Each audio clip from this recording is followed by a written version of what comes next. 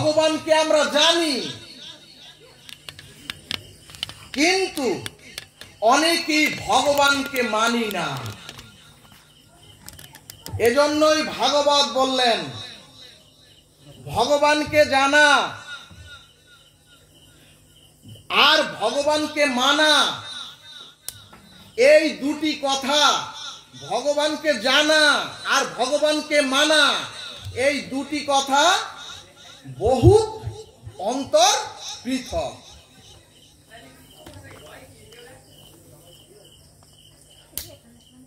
এখন প্রশ্ন, ভগবানকে মানা কেমন?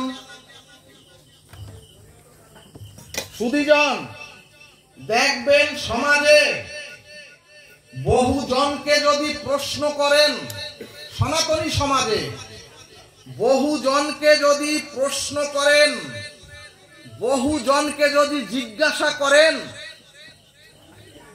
আপনি পরম তত্ত্ব ভগবানকে মানেন? সাউন্ডটা রিপিট হচ্ছে কেন?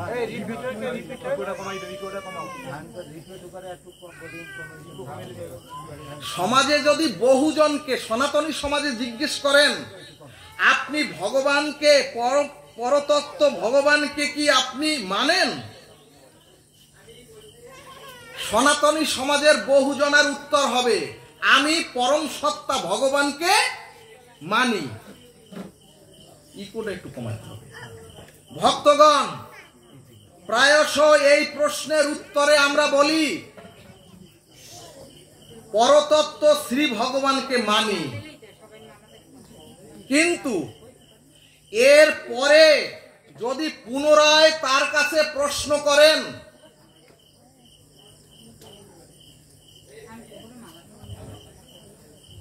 সুধীজন, যদি বহুজন বলে আমরা মানি, তারপরে যদি ওনার কাছে আবার জিজ্ঞেস করেন,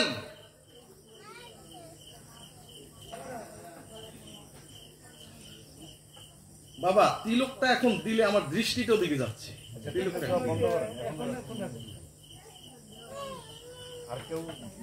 যদি পুনরায় আবার জিজ্ঞেস করেন, সেই সচ্চিদানন্দ পরতত্ত্ব অদ্বয় ভগবানকে যদি আপনি মানেন, তাহলে তার স্বরূপ কি?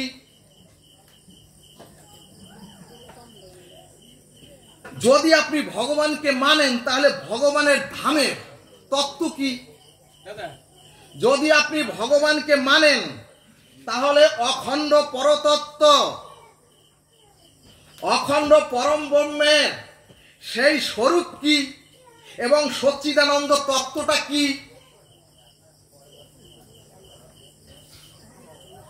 সুধীজন, যারা বলেন আমরা ভগবানকে মানি, তারা উত্তর দিতে পারেন না, এই প্রশ্নের উত্তর তখন আর দিতে পারেন না। অর্থাৎ স্বরূপত, তত্ত্বত অখণ্ড পরতত্ত্ব ভগবানের স্বরূপ আমরা অনেকেই জানি না। মালাটা কি আমাকে দিবেন?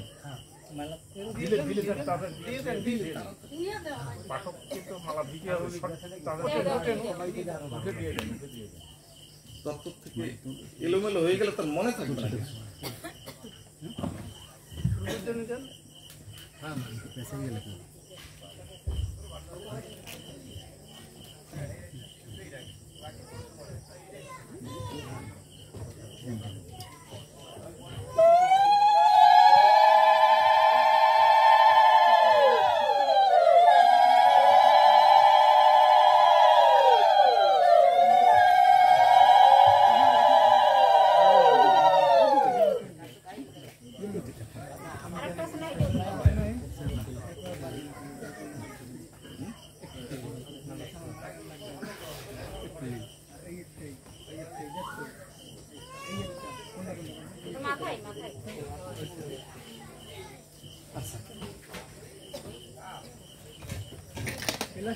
আমরা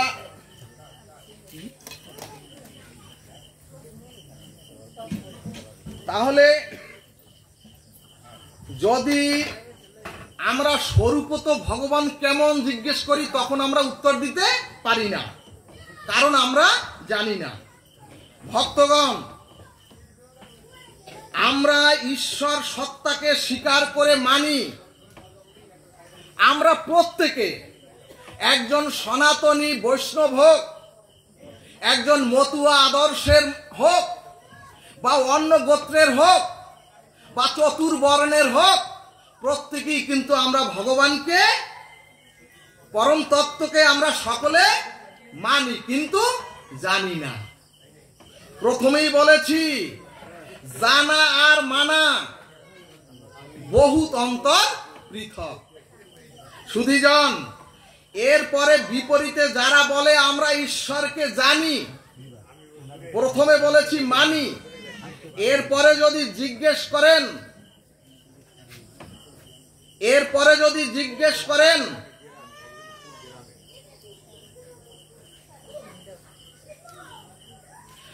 এরপরে যদি বিপরীতে যারা বলে আমরা ভগবানকে জানি, তাদেরকে যদি আবার বিপরীতে প্রশ্ন করেন, আপনি ঈশ্বরকে কি রূপে জানেন সুধীজন, তখন তিনি উত্তর দিবেন, ঈশ্বর হচ্ছেন পরব্রহ্ম এবং ঈশ্বর হচ্ছেন এই অনন্ত বিশ্ব ব্রহ্মাণ্ডের সকল অণু পরমাণুতে ব্যাপ্ত স্থিতি এবং বর্তমান।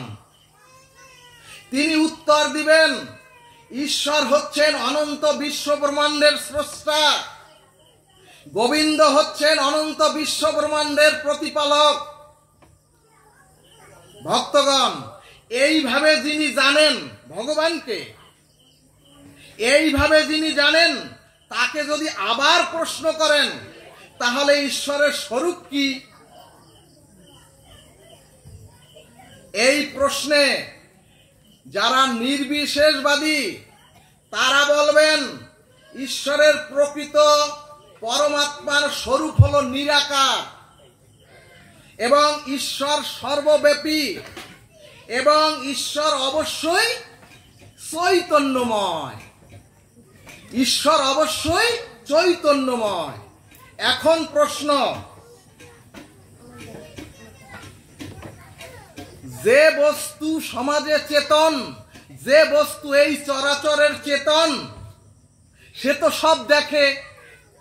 আপনারা চেতন না? আর যদি প্রাণটুক চলে যায় তখন তো চেতনহীন। এখন যে চেতন, সে তো এই সব কিছু দেখে। যিনি এই সংসারের চেতনশীল পরিচালক, সে তো সব পরিচালনা করে।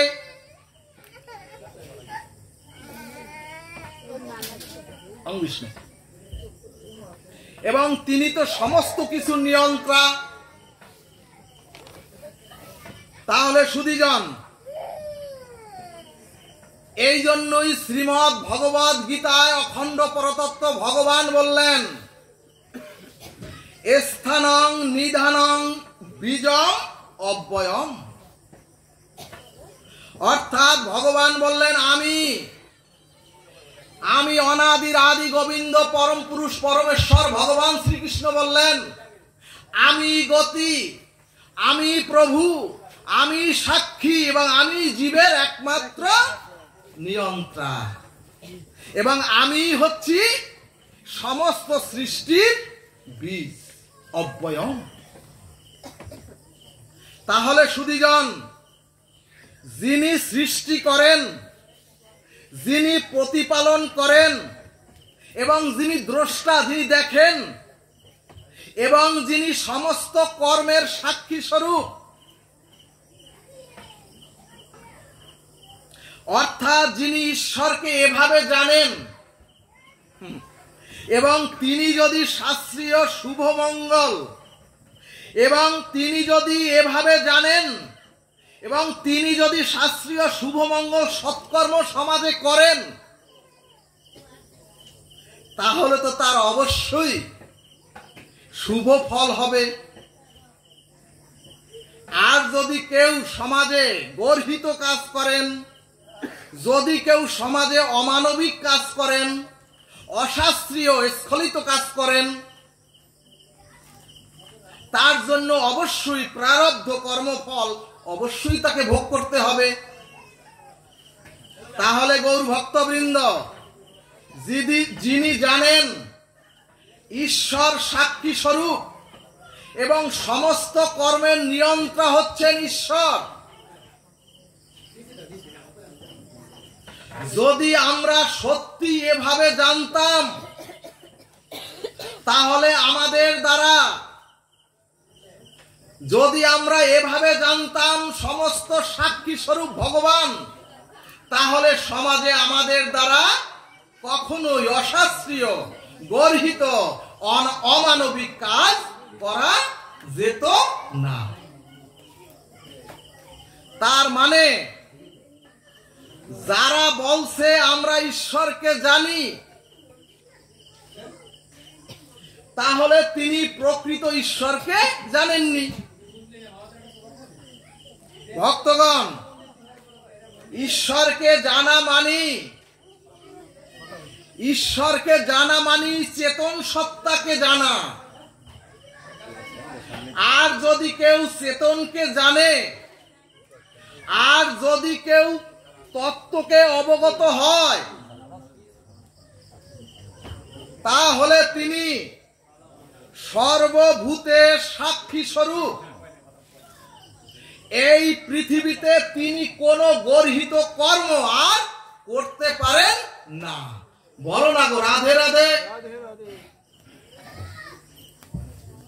এই কারণেই ভাগবত বললেন, আমরা শুধু শাস্ত্রের বাণীতে ঈশ্বরকে জানি, কিন্তু তত্ত্বত ঈশ্বরকে আমাদের এখনো জানা হয়নি। কারণ যিনি তত্ত্বকে জানেন তিনি অবশ্যই তত্ত্ব মানেন। ভক্তগণ, বর্তমান কাল কবলিত কোলাহল মুখর এই সময়ে আমরা সেখানে শাস্ত্রের পৃষ্ঠা মুখস্থ করে বলি আমরা ঈশ্বরকে মানি এবং ঈশ্বরকে জানি, কিন্তু তত্ত্বত আমরা ঈশ্বরকে অনেকেই জানি না। এখানে ভগবানকে জানার একটা দৃষ্টান্ত দিলেন ভাগবত।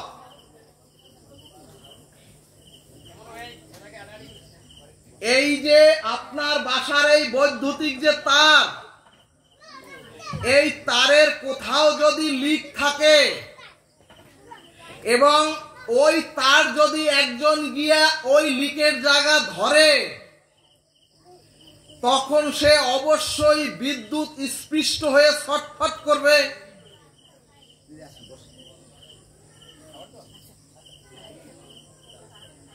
আপনি যদি ওই বিদ্যুৎ লিক ধরার যে লোকটি ছটফট করে ওখানে পড়ে গেল, আপনি যদি ওই লিক ধরলে ওই লোক পড়ে গেল এটা যদি জানেন, আপনি আর কখনোই জেনে শুনে ওই লিকেজে হাত দিবেন না। এখন প্রশ্ন, কেন বিদ্যুতের লিকেজে আপনি হাত দিবেন না? কারণ আপনি জানেন ওটা বিপজ্জনক এবং লিকেজে হাত দিলেই আপনাকে আঘাত পেতে হবে। এক কথায় সেই বিদ্যুৎ স্পৃষ্টের প্রতিক্রিয়াটি আপনি জানেন, যে কারণে ওখানে আর আপনি হাত দিবেন না। অর্থাৎ যিনি ঈশ্বরকে জানেন, যিনি শাস্ত্র বহির্ভূত প্রবৃত্তির কোনো কর্ম করতে পারেন না, যাবেন না, এবং এর মানেই প্রকৃত ঈশ্বরকে জানা। এরপরে ভাগবত আরেকটি দৃষ্টান্তে বললেন, যদি ক্ষুধার্ত একজন বুভুক্ষ ব্যক্তিকে অন্যের সাথে জ্ঞাত সারে আপনি বিষ মিশিয়ে দেন, একজন বুভুক্ষ একেবারে মুমূর্ষ ব্যক্তিকে, যার ক্ষুধা প্রচুর, তাকে যদি জ্ঞাতসারে তাকে দেখিয়ে যদি ওই তার থালার মধ্যে বিষ মিশিয়ে দেয়, তাহলে অত ক্ষুধার্ত অত পিপাসার্থ হলেও, বুভুক্ষ ব্যক্তি হলেও জেনে শুনে ওই খাদ্য সে গ্রহণ করবে না। কারণ তিনি জানেন ওই বিষে তার বিষক্রিয়া হবে, এবং বিষক্রিয়া হবে জানেন বিধায় কোন ক্ষুধার্ত ব্যক্তিও বিষ মিশ্রিত খাবার গ্রহণ করবেন না। কিন্তু আমরা তো, আমাদের দুর্দশা কবিগুরু তার এক লাইনে লিখে দিয়েছেন, আমি জেনে শুনে বিষ করেছি পান। এত অস্থিরতায় ভাগবত হয় বলেন? পথ রাখলেন এখান থেকে, গৃহকর্তা যারা আয়োজন করেছেন তারা কথা বলতেছেন, বসেন না, শুনেন না। এই দুর্দশা, এই ধ্বংসলীলা, অধপতন। সুধী গৌর ভক্তবৃন্দ, এই জগৎটা হচ্ছে কর্মপ্রধান, এবং কর্ম ব্যতীত ক্ষণকাল এক মুহূর্ত কেউ থাকতে পারে না। এই যে আপনারা বসছেন, দেখেন, চোখের দৃষ্টি করেন, এই যে ঘুরেন ফেরেন, অর্থ এক ক্ষণকালও কেউ কর্মবিহীন থাকতে পারেন না। এজন্যই জগতের নাম হচ্ছে কর্মপ্রধান জগৎ।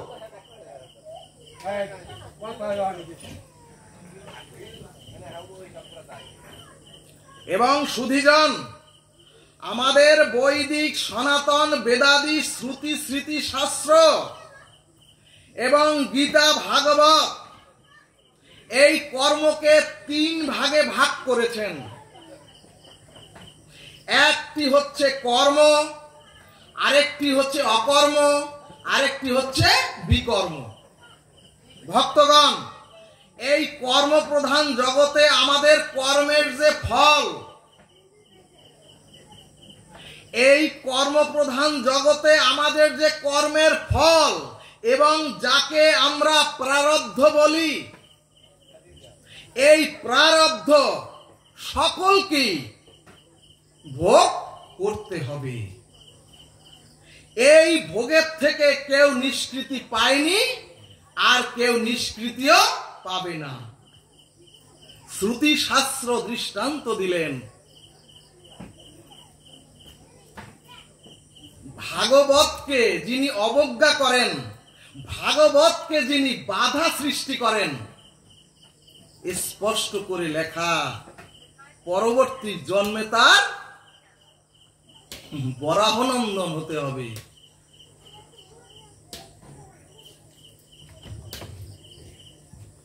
সুধীজন, শ্রুতি শাস্ত্র দৃষ্টান্ত দিলেন, শত সহস্র গাভী মাতার মধ্যে যদি একটি বৎসকে ছেড়ে দেন, তাহলে শত সহস্র গাভী মাতার মধ্যে ওই যে বাছুর বা বৎসটি, সে গিয়া তার মাকে শনাক্ত করতে সে পারবে। সুধীজন, ঠিক তার মাকে বেছে নেবে। ঠিক তেমনি আপনি অতীতে যে কর্ম করেছেন এবং অনাদিকালের পূর্ব জন্মের যে কর্মের আপনারা কর্ম করেছেন, আমি যে কর্ম করেছি, সেই কর্মের ফল আপনাকে কোনো না কোনো কালে, কোনো না কোনো সময়ে অবশ্যই খুঁজে নেবে, তাতে যে জন্ম পান। শ্রুতি বলছে, ওই বাছুরটা যেমনি ভুল করে না তার মায়ের স্তনকে চিনতে, অর্থাৎ সহস্র গাভীর মধ্যে বাচ্চাটি যেমন তার মাকে খুঁজে নেয়, তেমনি শত সহস্র জন্মের আমাদের যে কর্মের ফল, কৃত ফল আপনাকে আমাকে খুঁজে নেবেই। জয় নিতাই গৌর হরিবল। কিন্তু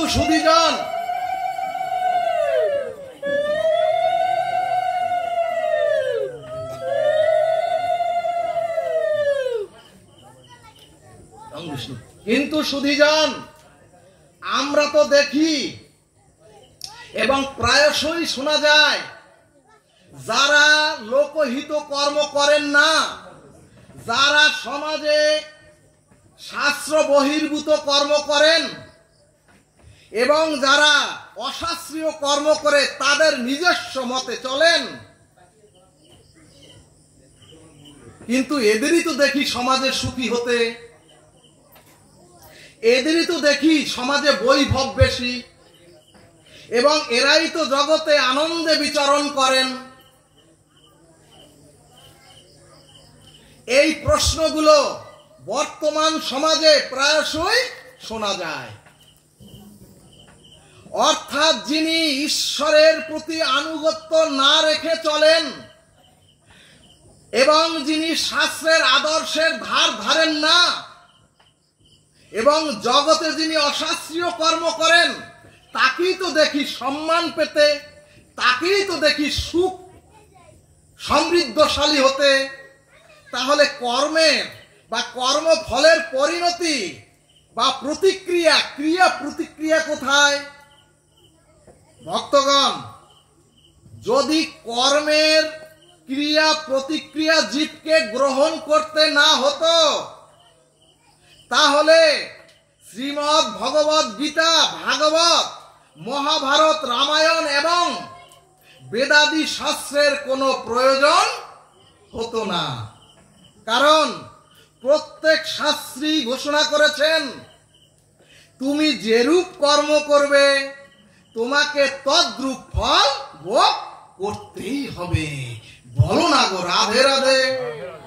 তাহলে যদি অশাস্ত্রীয় কর্ম করে, যদি অন্যায় অশুভ কর্ম করে, যদি অন্যায় ক্ষমতার দ্বারা যদি আমি সুখী হই, আর যদি সেখানে বলা হয় কর্মের ফল কোথায়, এরা তো ভালোই আছে। সুধীজন, অন্যদিকে যারা ধর্ম মানছে, যারা কর্মফলের ভয় করছে, তারাই তো পরে পরে সমাজে মার খাচ্ছে, তারাই তো সমাজে লাঞ্ছিত হচ্ছে। এখানে ভাগবত বললেন, এ কথা জগৎজীবের বলার কথা নয়। কারণ একটি বৃক্ষের বীজ যদি বপন আজকে করেন, তাহলে ওই বৃক্ষে আজই ফল প্রাপ্ত হতে হবে এমন তো নয়।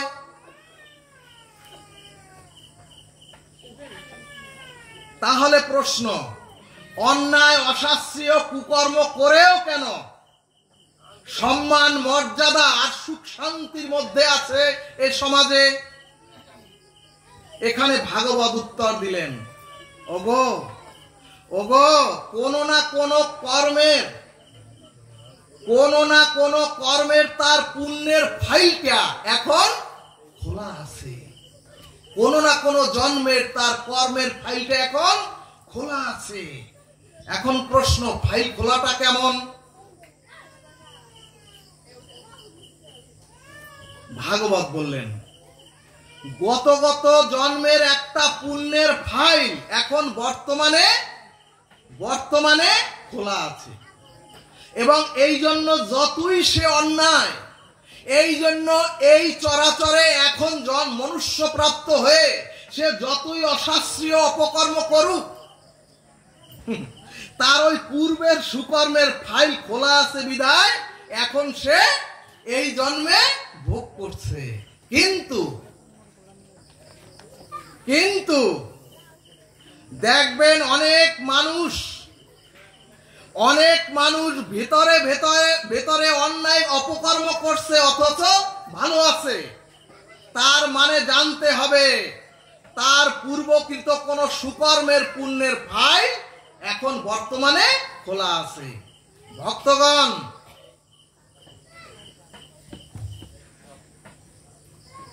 ভক্তগণ এবং পূর্বের যে সুকর্মের জন্য এখন যে বর্তমানে ফলটা ভোগ করছেন বা করছে,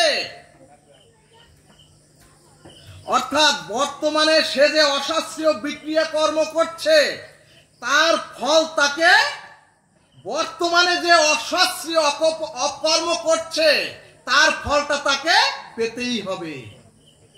সুধীজন, ভাগবত বলছে, ওগো ও মা, তুমি পাথর খেয়ে হজম করতে পারো, কিন্তু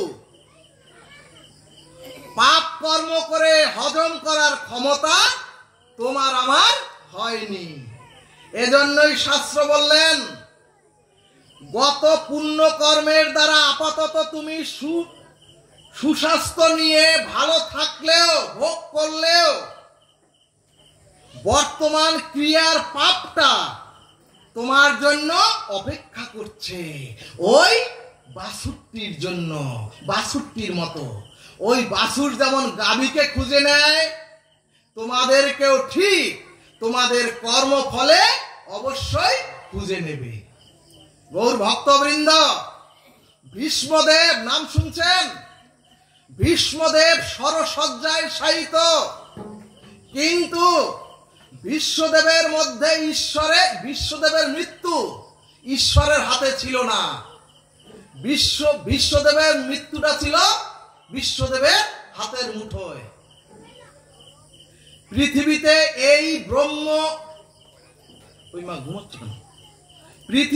এই ব্রহ্মচর্য পরায়ণ, পৃথিবীতে এই চিরকুমার, এই জ্ঞান তাপস গঙ্গা এবং শান্তনু পুত্র ভীষ্মদেব, এনার মৃত্যু ছিল তার হাতের মুঠোয়, অর্থাৎ ইচ্ছা মৃত্যু ছিল বিশ্বদেবের। ভক্তগণ, আপনার আমার মতো বিধির শাস্ত্রের দ্বারা বা বিধির দ্বারা মৃত্যু বিশ্বদেবের ছিল না। সেই বিশ্বদেবকে শ্রী ভগবান প্রশ্ন করলেন। সেই বিশ্বদেব শ্রী ভগবানকে প্রশ্ন করলেন, ও ভগবান, হে গোবিন্দ, আমি তো জানি আমি শত জন্মে কোনো পাপ করিনি, তাহলে কেন আমাকে পাপের ফল এই সরসজ্জায়, আমাকে বিষাক্ত সরসজ্জায় শয়ন করে থাকতে হবে? তখন গোবিন্দ বললেন, হে বিশ্ব, শত জন্ম তোমার জানা থাকলেও, শত জন্ম তুমি জানলেও শত জন্মের পূর্বে তোমার জানার অধিকার নাই, কারণ আমি গোবিন্দ বিনে আর কেউ তা জানে না। শোনো ভীষ্ম, শত জন্ম পূর্বে পথ চলার সময় তোমার পায়ে একটি সরীসৃপ বেঁধে যাওয়ায় তাকে তুমি পদপিষ্ঠ করে ছুঁড়ে ফেলে দিয়েছিলে। সেই সরীসৃপটি একটি খেজুর গাছের মধ্যে বিদ্ধ হয়ে ধুকে ধুকে মারা গিয়েছিল। কাজী শত বছর পরেও ও ভীষ্ম, সেই পাপের কর্মফল তোমাকে ভোগ করতে হচ্ছে তীরের উপরে শুয়ে থেকে। এখানে মজার কথা হলো, মানুষ গঙ্গা স্নান করে পাপ মুক্ত হয়, কিন্তু পাপ বিধৌত করে। কিন্তু ওই বিশ্বদেব স্বয়ং গঙ্গার গর্ভে জন্মগ্রহণ করেও তবুও কর্মফল ক্ষয় করতে পারেননি। এখানে ভাগবত দৃষ্টান্ত দিলেন, দ্বারকাধীশ স্বয়ং ভগবানের পুত্র আত্মজ।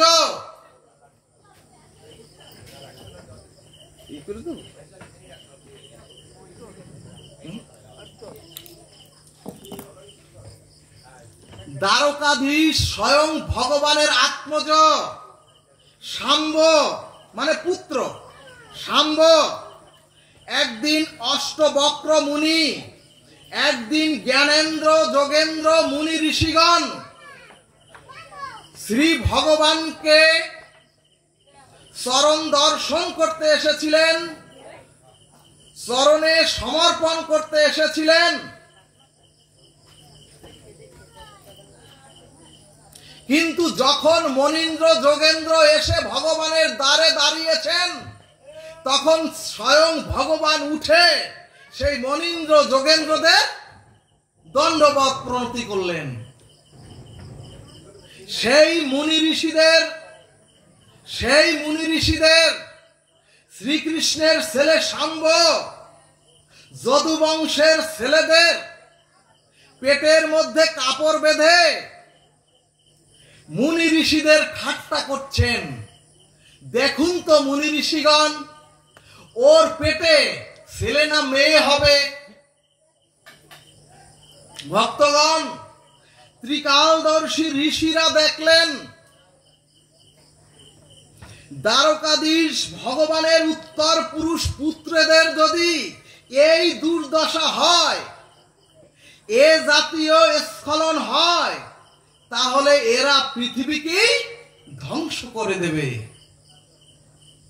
তখন অষ্টবক্র মুনি অভিসম্পাত করে বললেন, ওরে যদুকুলি ধ্বংস হবে। অষ্টবক্র মুনি দাঁড়িয়ে বললেন ওই যদু বংশকে, ওরে যদু বংশই ধ্বংস হবে। ওই গর্ভ থেকে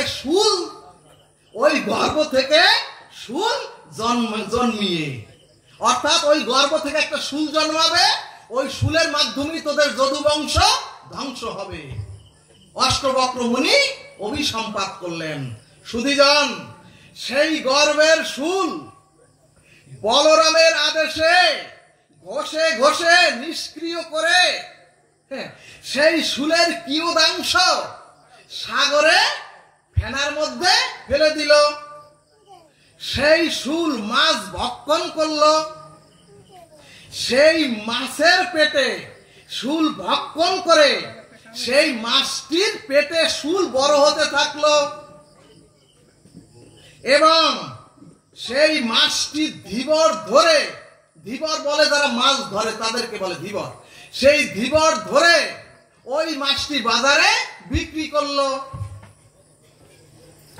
আর বেদ সেই শুল দিয়ে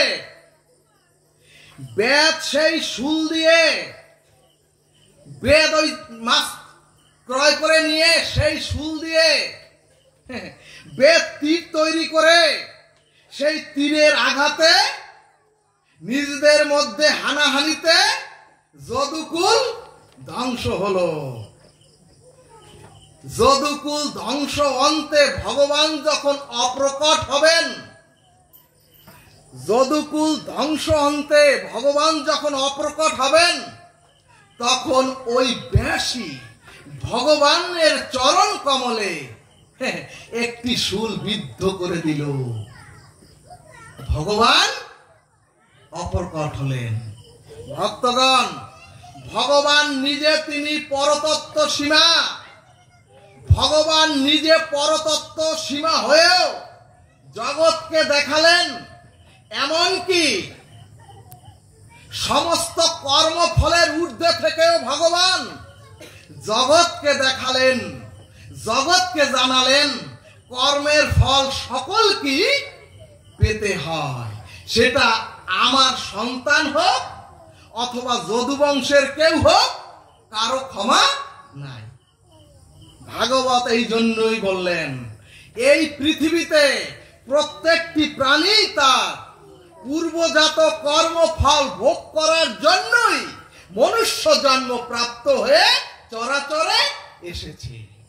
জয় নিতাই গৌর হরিবল। আমাদের জানতে হবে কর্ম যদি আপনার বিরূপ হয় সুধীজন, তাহলে আপনি যতই শক্তিশালী হন কর্মের কাছে জীবকে হাঁটতেই হবে। এজন্যই স্বয়ং ঈশ্বর যখন লীলা করতে আসেন এই চরাচরে, সেই স্বয়ং ভগবান রামচন্দ্রকেও তার রাজ্য অভিষেকের দিন, ভগবান রামচন্দ্রের রাজ্য অভিষেকের দিন অর্থাৎ রাজ মুকুট পরার দিনই তাকে ভগবানকে বনবাসে যেতে হলো। এবং ভগবানের পিতা রাজা দশরথ ত্রিকালজ্ঞ গুরু, রাজা দশরথের গুরু ছিল কে? ত্রিকালজ্ঞ গুরু ছিল বৈশিষ্ট্য মুনি। সেই বৈশিষ্ট্যের কাছ থেকে শুভদিন নির্ঘণ্ট নিয়ে এসেছিলেন রাজা দশরথ। ভগবান রামকে ওই দিন রাজ মুকুট পরাবেন। কার কাছ থেকে নির্ঘণ্ট নিয়ে এসেছিলেন? গুরুদেবের কাছ থেকে। যেই সেই গুরুদেব ত্রিকালজ্ঞ বৈশিষ্ট্য মুনি গুরুদেবের কাছ থেকে রামকে অভিষেকের জন্য। কিন্তু ত্রিকালজ্ঞ গুরুর দিনক্ষণ কোনো কাজে লাগলো না। অর্থাৎ কামি গুরু, লুভি গুরু আর কামি চালা দুজনেই নরকেতে গেলা। সুধীজন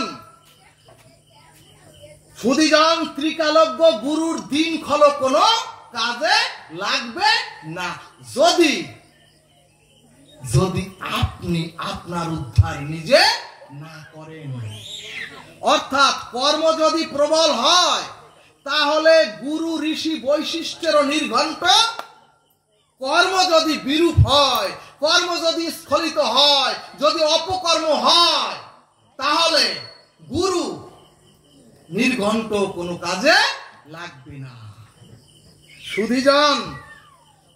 সুধীজন এবং ভাবুন একবার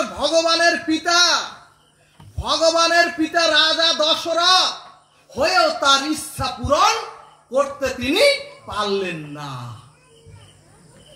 এমনকি রঘুপতি রামচন্দ্র মা জানকীকে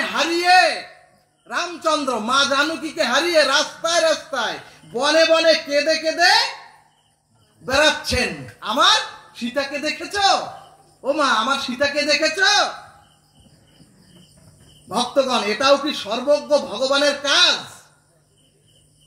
সুধীজন, ভগবানের কর্মফল নাই। ও মাগো, সূর্যে কখনো অন্ধকার নামে না, অর্থাৎ সূর্যগ্রহণ হতে পারে, তাই বলে সূর্যের তেজরশ্মি, সূর্যের মহাপ্রলয় ছাড়া কখনোই সূর্য স্তিমিত হয় না। ঠিক তেমনি কর্মফলের হাত থেকে আমাদের কারো কোনো রেহাই নাই।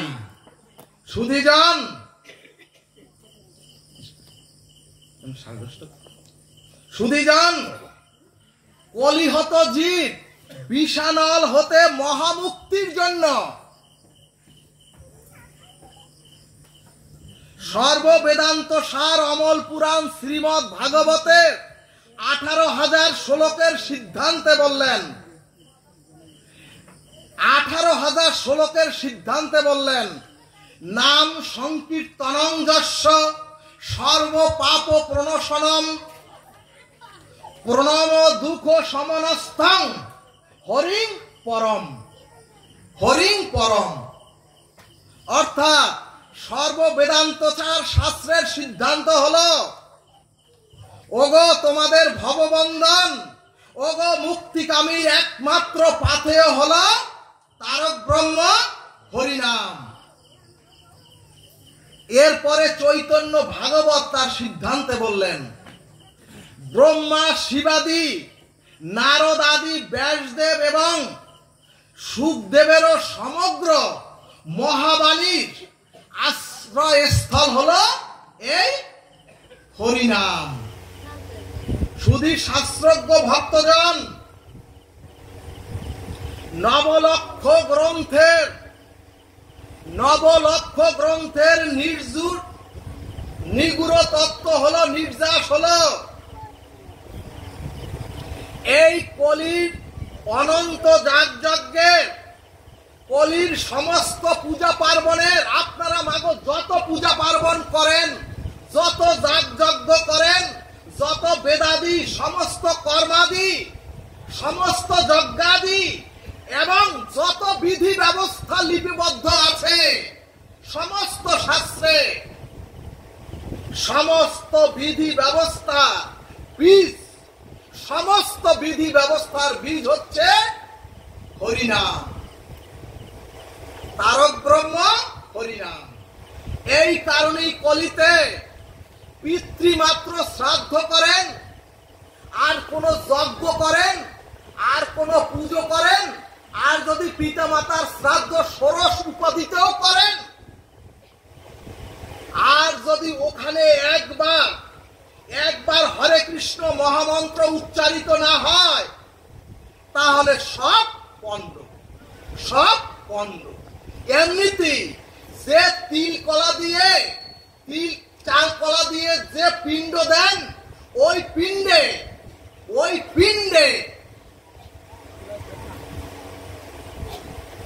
সুধীজন, ওই পিণ্ডে আত্মার উদ্ধারও হয় না, আর আত্মার সদ্গতিও হয় না। ভাগবত বললেন, ওরে ওই তিল চাল কলা নয়, এই দেহরূপ যে তিল চাল কলা, এইটাকে নিবেদন করে দাও, নৈবেদ্য করে দাও, আর ওইটাকে পিণ্ড করে দাও, তাহলে তোমরা চিরমুক্তি পাবে। সুধীজন, এই জন্যই বললেন, কলিযুগে যে কোনো পূজা পার্বণ করেন আর কলিতে যা কিছু করেন, ওইখানে যদি একবার হরে কৃষ্ণ মহামন্ত্র উচ্চারিত না হয়, তাহলে সব পণ্ড, অর্থাৎ সব শেষ হয়ে গেল। অর্থাৎ ভক্তগণ, যে পুরোহিত অর্থাৎ ব্রাহ্মণ আপনার পিতামাতার শ্রাদ্ধাদি বাসরে শ্রাদ্ধ পড়াবেন, তাকে জিজ্ঞেস করবেন, এখন থেকে জিজ্ঞেস করবেন, আপনি কি একবারও এখানে হরে কৃষ্ণ মহামন্ত্র উচ্চারণ করেছেন? অর্থাৎ হরে কৃষ্ণ কৃষ্ণ কৃষ্ণ হরে হরে, হরে রাম রাম রাম হরে হরে। যদি এই মহামন্ত্র উচ্চারিত না হয়, তাহলে আপনার পিতামাতার শ্রাদ্ধ ষোড়শ উপাচারে করেন আর 70 উপাচারে করেন, কোন কাজ হবে না। কারণ কলিতে সমস্ত যাগযজ্ঞের ধর্মীয় ক্রিয়ার একমাত্র বীজ হচ্ছে হরিনাম। এজন্যই মহাপ্রভু বললেন, কীর্তনা দেব কৃষ্ণচ্চ মুক্ত সঙ্গম পরম ব্রজেত। ওগো তোমরা যদি ভববন্ধন মুক্ত হতে চাও, ওগো তোমরা যদি ভব নদী পাড়ি দিতে চাও, তোমরা যদি রাধা গোবিন্দের নিত্য ধামের ব্রজ ধামে যেতে চাও, মন্দিরে যদি তোমরা আরতি করতে যেতে চাও, ওগো তোমরাও পাথেয় করো হরিনাম। ও বাবা, গুরুদেব যে বীজ মন্ত্র দিয়েছে, ওই বীজ মন্ত্রে কি হয় তাও জানি না।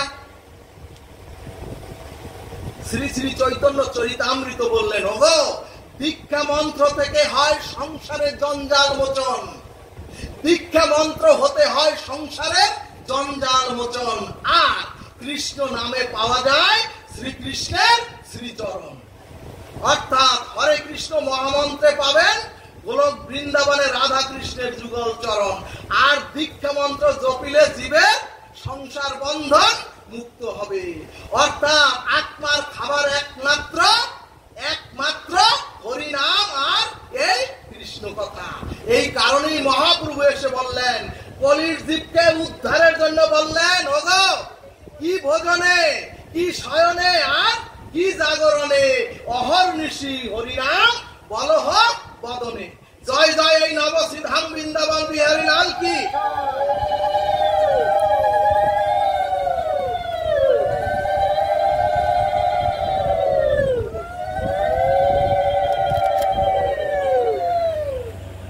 ক্ষমা করবেন, আপনাদের চরণে পড়ে বলছি ক্ষমা করবেন, কারণ আমি কোনো